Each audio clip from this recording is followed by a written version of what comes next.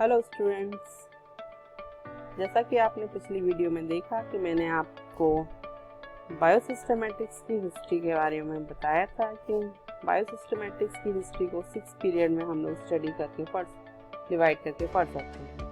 तो first video में आपने फर्स्ट पीरियड के बारे में पढ़ा। तो सेकेंड वीडियो में हम सेकेंड और थर्ड पीरियड के बारे में स्टडी करेंगे। तो हम स्टार्ट करते हैं। सेकेंड पीरियड है लीनियस, और उस टाइम के जो भी टेक्सोनॉमिस्ट थे उन्होंने जो भी वर्क किया उसके बारे में है।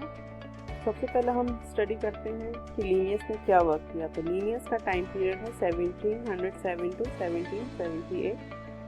इनको फादर ऑफ मॉडर्न टेक्सोनॉमी भी कहा जाता है क्योंकि उन्होंने टेक्सोनॉमी के डेवलपमेंट में इनका काफ़ी योगदान रहा था। इन्होंने एक बुक लिखी जिसका नाम था सिस्टेमा नेचुरी 1758 में।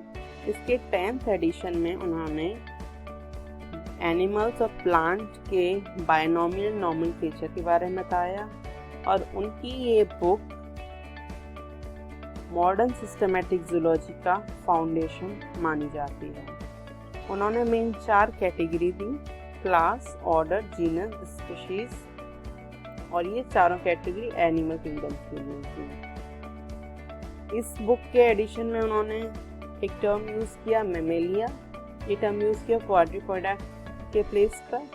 उन्होंने इंसेक्ट क्लासिफिकेशन भी दिया जो कि आज भी लार्जली एक्सेप्टेबल है।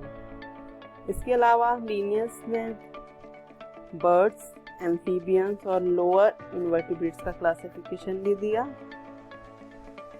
और उनके according species is a fixed and unchanged thing and remain in the form in which they appear.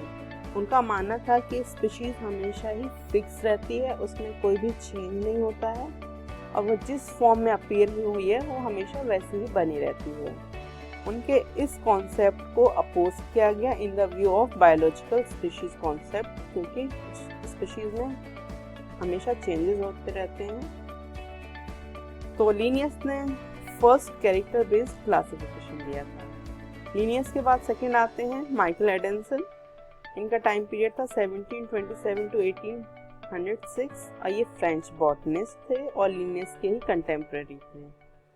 और इन्होंने माना था कि classification could not be based on single और इवन फ्यू कैरेक्टर, मीन्स कि क्लासिफिकेशन कभी भी एक कैरेक्टर या कुछ कैरेक्टर पर बेस्ड नहीं होना चाहिए। उनका मानना था कि जितने पॉसिबल कैरेक्टर्स हैं ज़्यादा से ज़्यादा उन सबको ऑब्जर्व किया जाए, उनका कंपैरिजन किया जाए, फिर उस बेसिस पर क्लासिफिकेशन किया जाए। उनके इस कॉन्सेप्ट को नाम दिया गया है न्यूमेरिकल टेक्सोनॉमी। न्यूमेरिकल से मतलब है numbers, means many numbers of character are included. Then third period, that is empirical approach. This period is between the 10th edition of the Systema Naturae and the publication of Darwin's Origin of Species. इस period को period of exploration भी नाम दिया गया। Exploration क्यों नाम दिया गया? क्योंकि इस पीरियड में काफ़ी एनिमल्स के बारे में एक्सप्लोर किया गया, उनके बारे में जाना गया। इस पीरियड में दूर प्लेसेस के एनिमल्स के बारे में स्टडी किया गया, एक्सपीडिशन किया गया, स्टडी के लिए ट्रैवल किया गया, और काफ़ी नंबर्स में एनिमल को कलेक्ट किया गया from all over the world. तो इस तरह से इस पीरियड में काफ़ी नोन नंबर्स के बारे में स्टडी किया गया।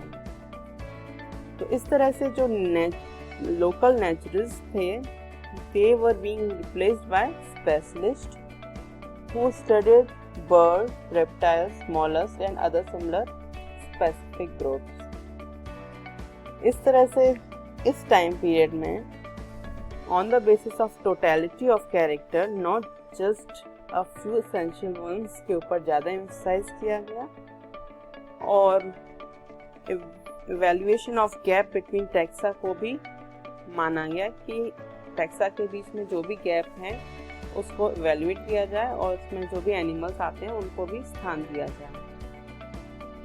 इसके बाद आते हैं लेमार्क 1744 टू 1829 और इन्होंने लीनियस का जो क्लासिफिकेशन था उसमें कुछ इम्प्रूवमेंट किया और इनका जो इन्वेस्टिगेशन था वो था on the animal morphology and classification. On the basis of evolution, he arranged animal from simpler to complex one, showing that the later evolved from the former. He divided animal kingdom into 3 categories on the basis of their mental capacities. These were further divided into classes. His division of animal into 4 major types are vertebrates, mollusks, arthropods, radiates. In this way, bloodless animals were broken up, and this lead to the end of unnatural grouping. So, Lamarck taxonomy was mainly static in nature, and his classification does not show its true value to the development of modern taxonomy. His most important support to systematics was his preciseness in the diagnosis of various taxa. Many of his generic and other names are still in use. He displayed the groups of animals in the form of a branching tree. Then Cuvier, time period is 1769 to 1832. He criticizes Lamarck's evolutionary concept, and Cuvier is also known as founder of the comparative anatomy. Comparative anatomy is very important part of systematics. He divided animals into 4 sections: animals, vertebrates, mollusks, articulates, and regions. His greatest contribution to systematics was his insistence that extinct fossil forms should be included in the table of classification. तो इन्होंने जोर दिया कि जो भी extinct fossils हैं उनको भी क्लासिफिकेशन में जगह दी जाए.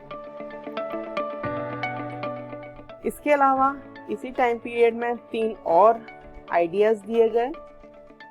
तो सबसे पहला वॉन बियर्स का लॉ है. According to von Baer's law, the younger the embryo the more closely did it resemble other embryo of the same stage of development. Then Ernest Myers law. According to Ernest Mayr, during its development, an animal recapitulated the stages of its ancestral evolution, or ontogeny repeats phylogeny. This theory is better known as recapitulation theory. The third theory, that is evolution through natural selection, was put forward jointly by Darwin and Wallace in 1859. This is all about second period and third period. इसके बाद fourth period, fifth and sixth period को हम next video में explain करेंगे. Thank you.